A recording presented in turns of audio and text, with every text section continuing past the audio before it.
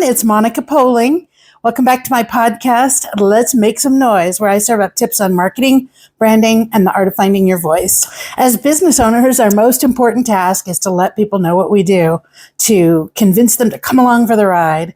And to do that, we need to build a strong brand voice that motivates and inspires others. So, settle in to learn how you can join the ranks of the noisemakers. Today, we're diving into the power of voice. Your voice is powerful. So stick with me and I'll give you some tips and tricks on how to hone that power, harness it, and turn it into a strong brand voice. So before we dive too far in, let's talk about what the definition of voice is. What does voice mean? Ralph Waldo Emerson said, speech is power. Speech is used to persuade, to convert, and to compel. And that is the essence of what your voice does. The dictionary defines voice as the sound produced or uttered through the mouth, like a speech or a song. It also defines voice as a particular opinion or attitude. So your voice is quite literally a manifestation of the thoughts and the attitudes and the opinions you internalize, and then it's bringing that energy inside of you to the outside. So your voice is also used for idea sharing. It's used for creative problem solving. You've probably heard the expression think out loud, right? Thinking out loud, that is your voice. You probably have been in a space where you've been singing in the shower or singing along to iTunes in the car, and the act of singing and verbalizing then causes other creative components or aspects, other ideas to pop up. And that idea of speaking out loud, it not only motivates others, but it generates more creativity and more energy internally as well. So your voice is this incredibly powerful tool that not only is used to express what you're thinking, but it's used to generate creativity. It's used to motivate others. And as a business person, your voice is just the single most powerful tool. There's actually a study done by the University of Liverpool that found that verbalizing your thoughts actually helps you solve problems and be more creative. So the actual act of thinking out loud helps you creatively solve your problems. So as children, we were very much challenged with the whole inside voice and outside voice, right? Which, don't take your noisy, rambunctious, loud, boisterous, whatever the words that you were called, take that outside and don't use that in the house. Inside the house is the quiet zone. And so as we got older, our inside voice has now been replaced by the much bitchier inner voice. And that inner voice really has a tendency to hold us back. And are we going to look dumb? Are we going to sound stupid? Are we going to be judged? And yet what happens is that as a business person, you kind of need to get over that, right? You need to have a voice that can describe your products and services. You need to be able to describe your business. Why is my business the right business for you to work with? Above and beyond just the products and services I offer, why is my business in its entirety better than the competitor down the street? So we also need to use our voice just to express our brand essence in general, to express the uniqueness, the value, the energy of our business, the personality of our business. And there's all kinds of research. Adobe in the UK released a study that shows that people are 33% more likely to do business with a company that has clearly stated brand values, a mission. Those companies that are more likely to use their voice to share their ideas are going to generate more business because customers find them more trustworthy. They find they align with their values, and so they are more likely to do business with them. Before I dive too far into brand essence and brand voice, I'll take a little bit of a civil rights detour and talk about silence. And if you're familiar with the civil rights leader, Rabbi Joachim Prinz, he fled Nazi Germany in the 1930s, and he gave an amazing speech about the pervasive anti-power of silence. And he said, the most important thing I learned under those tragic circumstances was that bigotry and hatred were not the most urgent problems. The most urgent, the most disgraceful, the most shameful, and the most tragic problem is silence. And what was particularly remarkable about that speech is that he said it on the stage, and he was the speaker immediately before Dr. Martin Luther King, when Dr. Martin Luther King gave his famous I have a dream speech. So it was just a very powerful moment. It's a very moving video. I've put a link below of Rabbi Prinz speaking on the mall. So I know I've kind of taken a little bit of a segue into civil rights, and we'll get right back into the brand voice. But the one thing I do want to point out is that entrepreneurship is civil rights. And civil rights is defined as the rights of individuals to political and social freedom and equality. And there is nothing more equalizing than being able to create your own job, your own schedule, your own salary, and be successful at it. It shuts up your detractors. It shuts up all the people who said, you can't do it, you shouldn't do it, you won't do it. And so being silent is not just pervasive to speaking out when things are wrong, but being silent about your own business and about your own self is really it's crushing your own civil rights. It's crushing your ability to do well at your business. And so that is why having a brand voice and believing in that voice and being able to grow and manifest and get better at having a voice is so critical. And we've seen time and time again where one solo voice stands up and that forms a movement, the Me Too movement, women's right to vote, one student crossing the lines and going into a school that is not for people of color. And there's always all these examples of when one person stood up and used their voice for what was right, and then people followed and came on board. And you might be that voice that everyone around you is waiting to hear from. So again, this is not intended to be a civil rights conversation. However, just kind of keeping in mind that by being silent about what you do and not being an effective communicator at what you do, you're actually harming your own civil rights to be a success at your business. Thus endeth Monica's, platform of civil rights for the moment. We'll get right back into the branding now. So the good news about having a brand voice is that it doesn't necessarily have to be verbal. So if you're a little bit of a nervous person, if you're a little bit nervous about your voice, especially as you start your business, you don't really have a desire to be a YouTube star or be a podcaster or be on stage, that is not required to start a business. You just have to be heard, but you could be heard through your content, through written content. You could be heard visually through your artwork.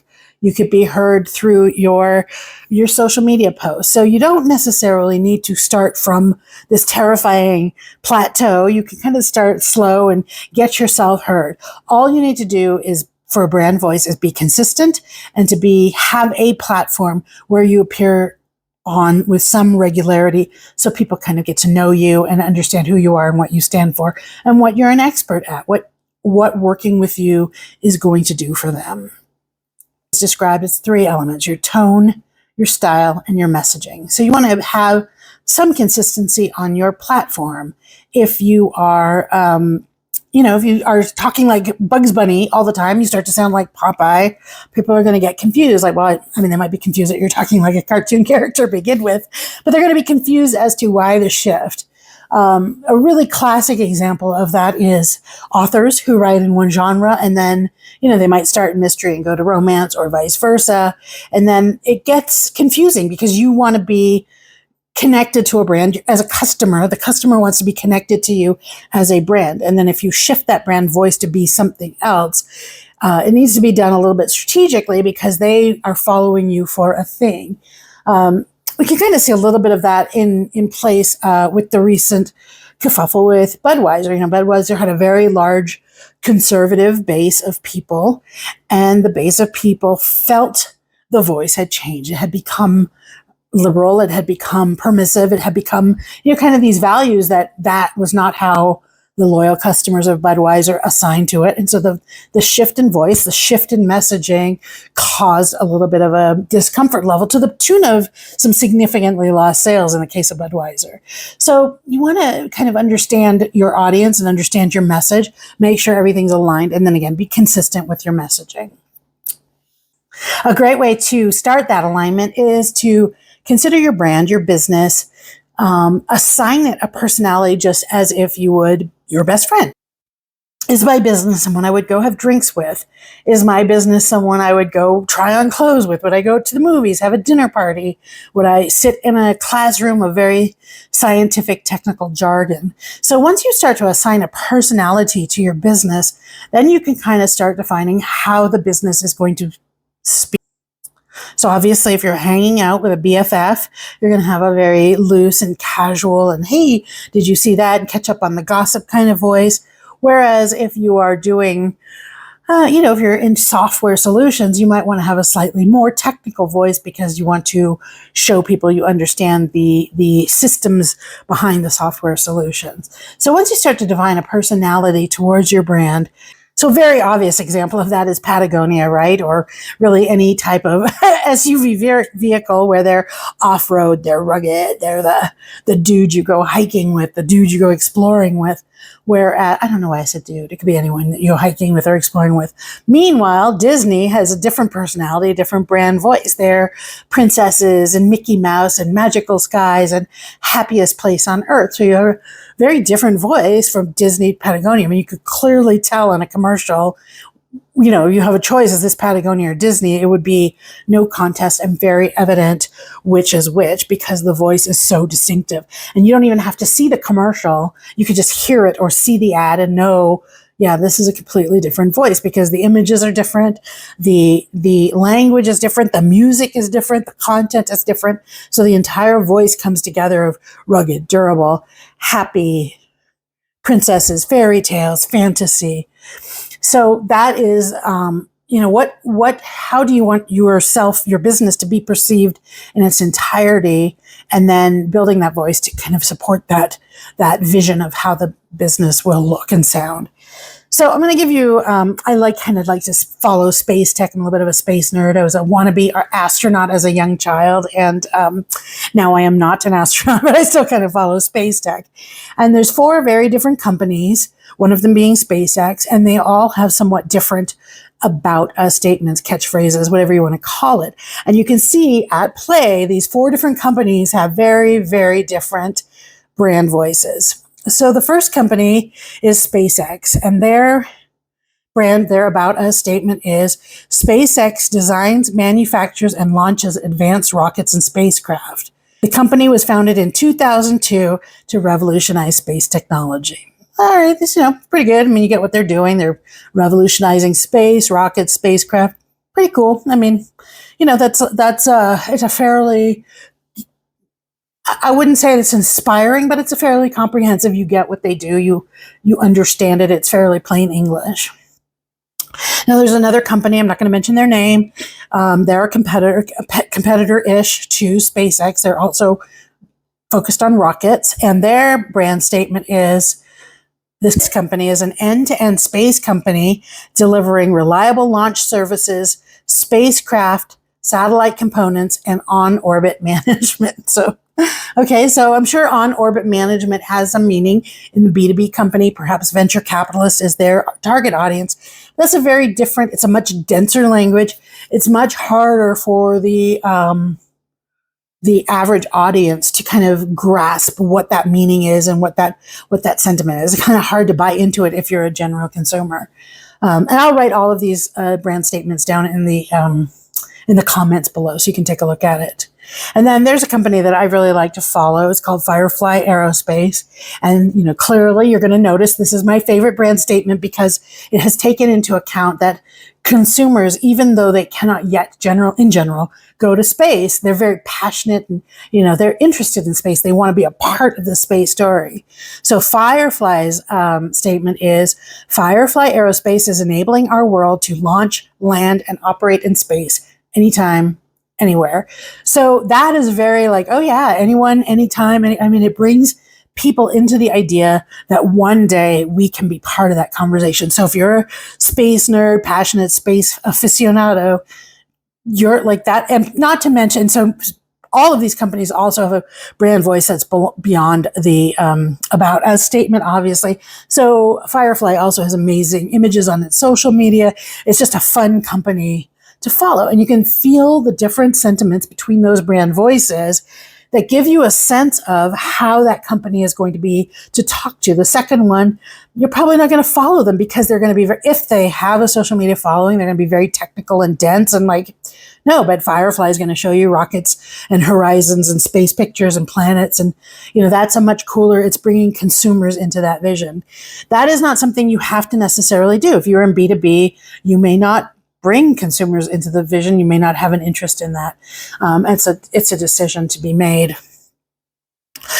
The fourth company, again, I'm not going to give you their company name. This company has been a leader in the design, engineering, and manufacturing of unique system solutions for more than 40 years. We create exactly what our customers envision, and we do it with the expertise and know-how to build the right solutions. They don't even mention space in there. So this is not a great brand statement because it doesn't differentiate them. It doesn't actually tell you what they do. Like, yeah, you want something, we'll do it. We'll do it for you. So as a brand statement, it doesn't inspire people to come into your story. It doesn't inspire people to feel like you're going to deliver a solution. It doesn't inspire this belief that you as a company are passionate about what you do because you don't have this envisionment of a future that is better for you, your products, your clients. So it's just an example of how four companies that are doing similar-ish work have very, very different brand voices based on what they are trying to accomplish with their branding. As I mentioned, all of these are B2B companies. And, there's a lot of discussion whether a B2B company needs to build a brand voice that targets consumers. And I think most B2B companies would say, probably not. I mean, that's just one more thing they don't need to do. I don't know that there's a right or a wrong answer, but I do think that we're starting to see, or have been for the last decade, starting to see a scale tipping a little bit more that B2B brands are starting to bring consumers into the conversation, into the voice that they are presenting. And there's sort of two reasons for that. And number one is, even though they are selling to businesses, the businesses they are selling to are in the business of selling to consumers. So when they build a message that brings consumers in, they're actually making it easier for their clients to sell to their customers, so the next step down the line. And of course, the other thing is that even though they're selling to businesses, the people that are buying for those businesses are also people. And those people want to have an understanding. They want to be empowered by the brand voice. They want to know what the brand is about. Not just I sell this, but what the vision is, why things are the way they are. And I think a great B2B brand, probably the pinnacle of B2B messaging is Maersk, which is a Danish shipping line. You've seen the shipping containers.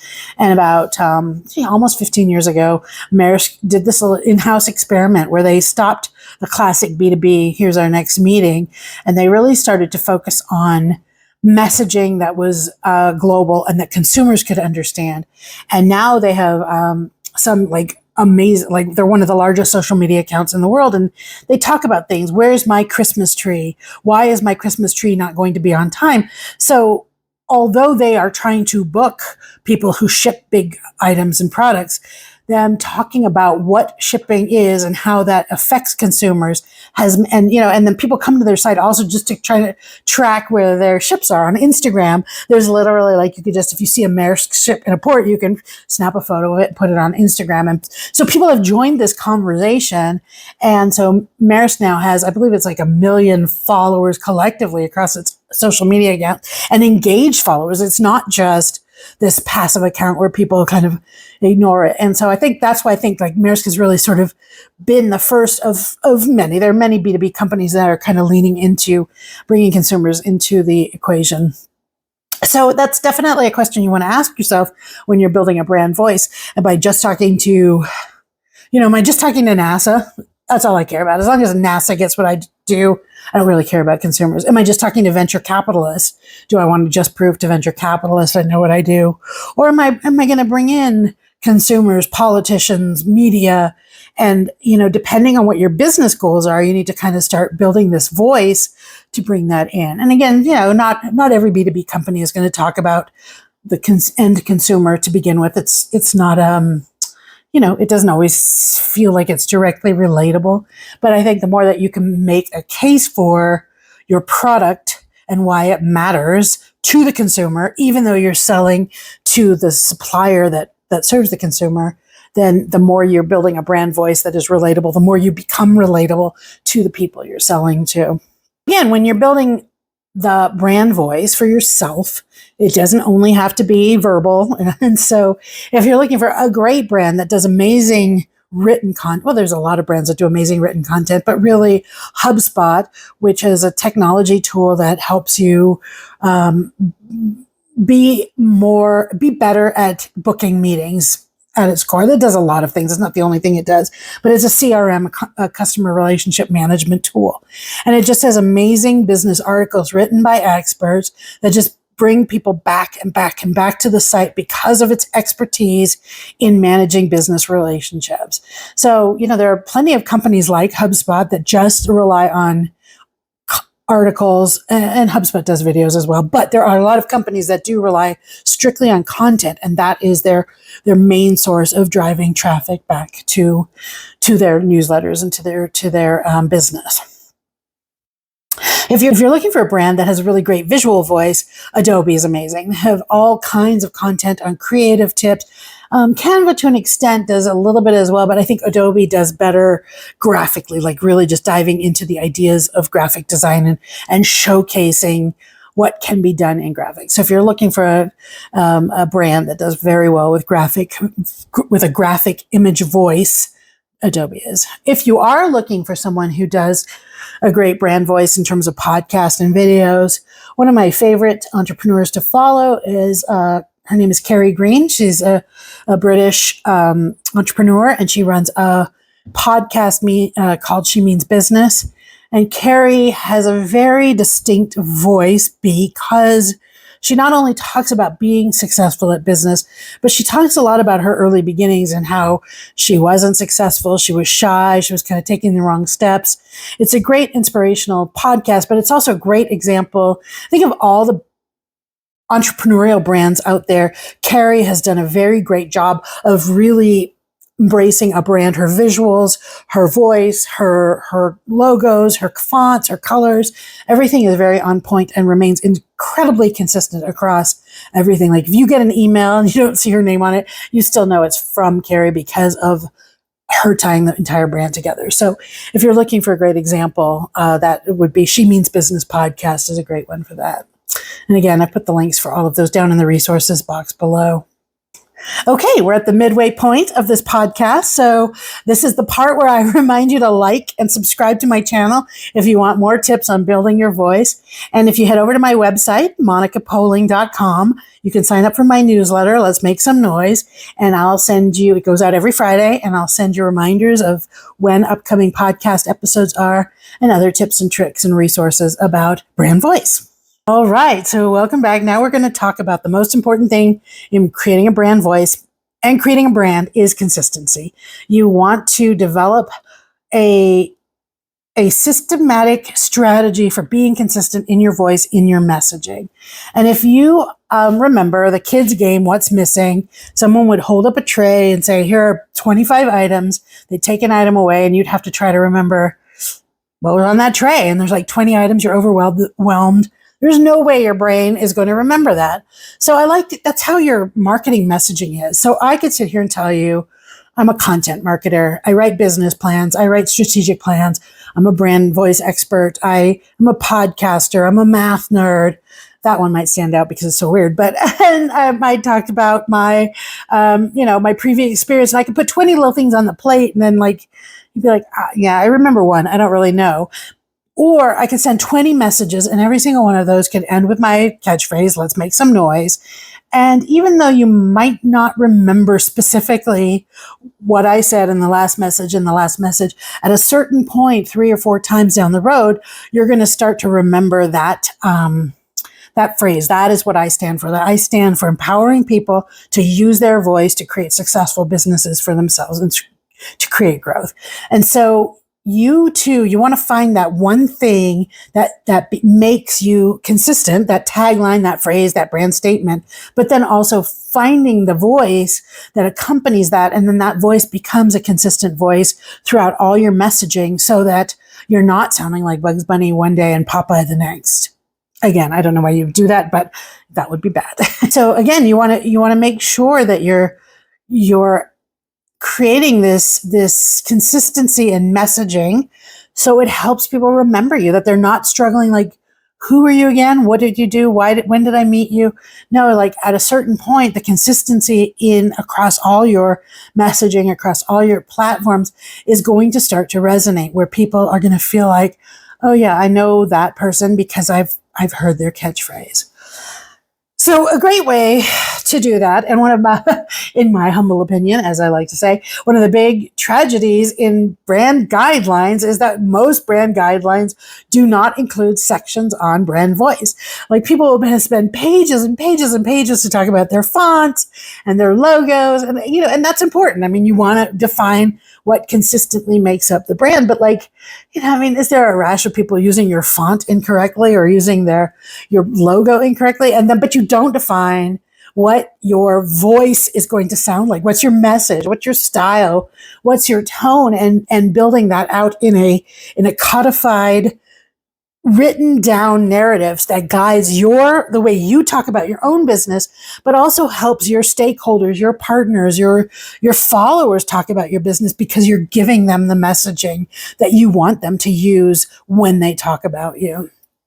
So one of the most amazing brand guidelines that can incorporate brand voice, and just tremendous, if anyone is interested in branding, you should download these brand guidelines, is City University of New York. And they very distinctly define brand messaging. And this is their overarching statement, which is: City University of New York propels almost 6 times as many low-income students into the middle class and beyond as all 8 Ivy League colleges, plus Duke, MIT, Stanford, and Chicago. It is one of the most noble, worthy, and just creations that this city has ever constructed. It is one of the wonders of the city and the envy of the world. Use it, support it, brag about it, but never underestimate it. I just think that it's such a great example of what brand voice should be. This is an inspirational story. We're inspired by our own story. We're inspired by the city that helped us build this story. We're inspired by the students who lift themselves out of low income into middle and beyond because of our programs. And that is how we want all our stakeholders to talk about this university. And that is our brand voice, and that is our brand messaging. And so it's just a great brand guideline. You for sure need to download it and take a look at it. Another great example of brand guidelines that incorporate voice is the U.S. Council on Aging. And one of the things that I love about the U.S. Council on Aging is not only do they define their brand voice, but they also define distinct audiences, and then actually define how each audience will be spoken to in context of that brand voice. So I'm going to read that to you as well. So U.S. Council on Aging: with our members, our voice should strike tones of support, education, and leadership. With partner organization, our voice should be informed, confident, and constructive. And then with policymakers, our voice should be credible, constructive, and locally centered, locally connected. So you can see that they're not only talking about how people should talk about them, but how they should talk to each audience. And, to drive change and to drive a voice, to drive a sale or a click or a donation or a policy change, you want to talk to people in a voice they understand. And that is the point of having a brand voice. So let's say you're an administrator at a school. You are going to use different language with a child than you are with a parent. You're going to talk differently to a teacher than you're going to talk to the janitor. You're going to talk differently to the principal or the other admins than you are to the mayor of the city where you are going to school, or the board of directors, board of education where you go to school.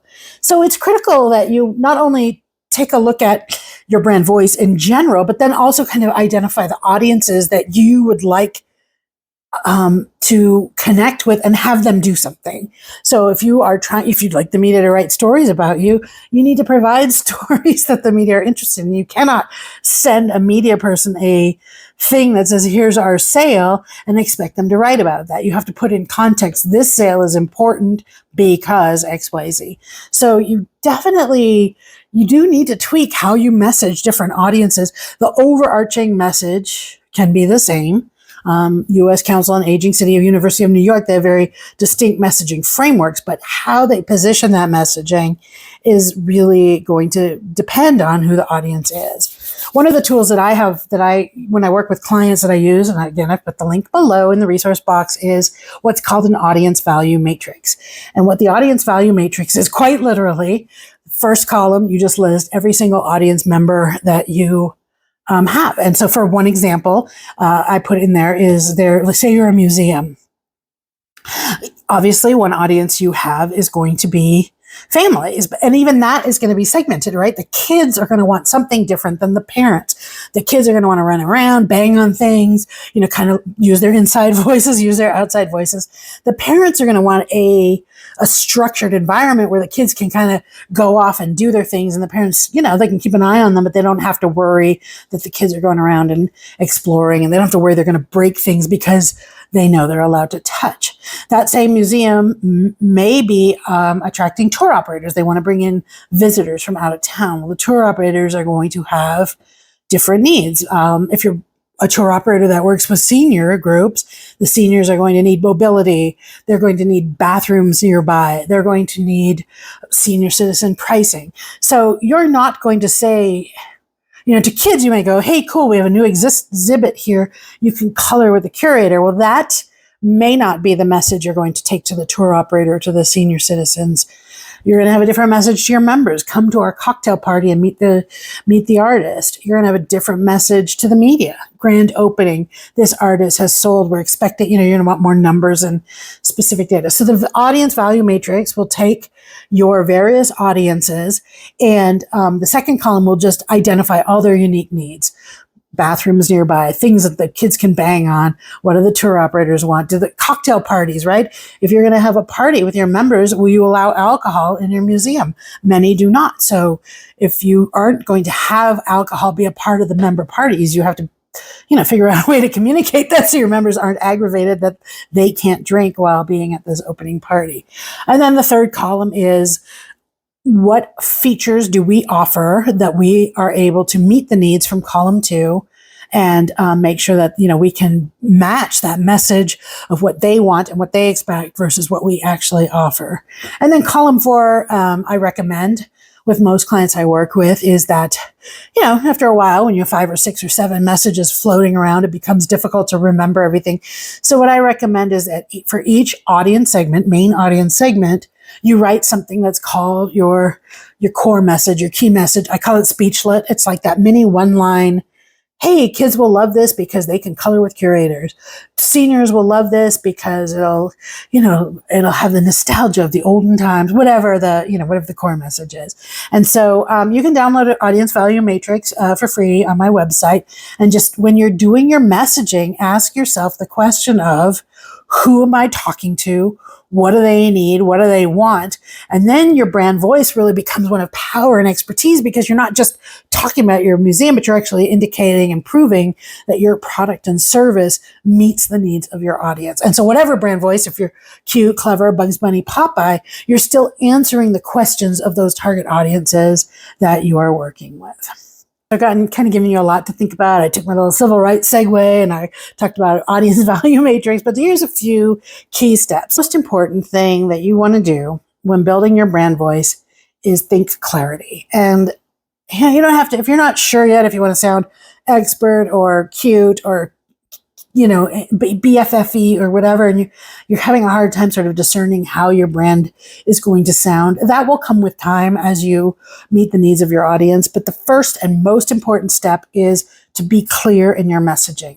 If you have bathrooms and that's important to your audience, you say you have bathrooms. Don't start, being clever about using different languages or slang, or you want to make sure your audience understands what you offer. That's the most important thing. And if you don't even build a brand voice and you haven't get to that step, be clear in your messaging, figure out who your audience is, and then be very clear mini statements of what the one most important thing is you could say to each audience segment. That's the number one thing.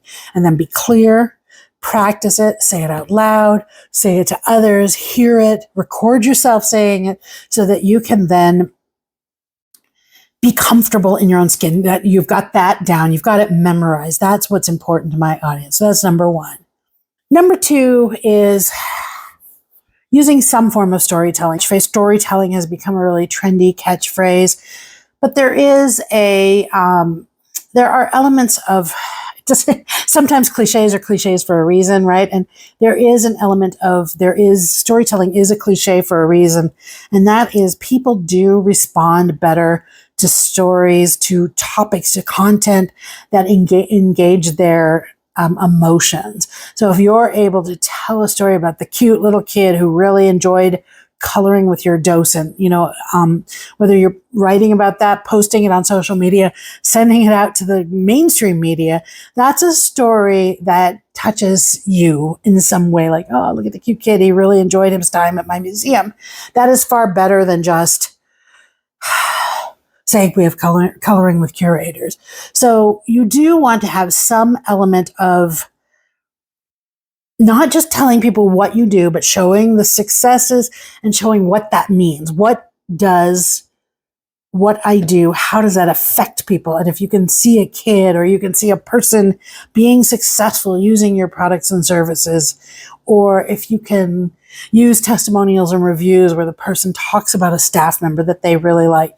So you do want to start thinking about in your speechlets and in your brand voice, it's not just about what I offer, but it's about how people were affected. Why does what I do matter? Why does it matter to my audience? How did it change the behavior of my audience? How did it make them better? How did it take them? I like to talk about people start at 0 state and then they get to 100% state, and you're taking your audience on a trajectory from bored kid to engaged kid, or possible donor to happy donor, or no interest in creating policy to understanding the economic impact of your programs, your programs and services. So you want to make sure that when you're talking about your brand, your business, that part of your brand voice takes people on that journey, and it shows not just what you do, but why what you do matters, why it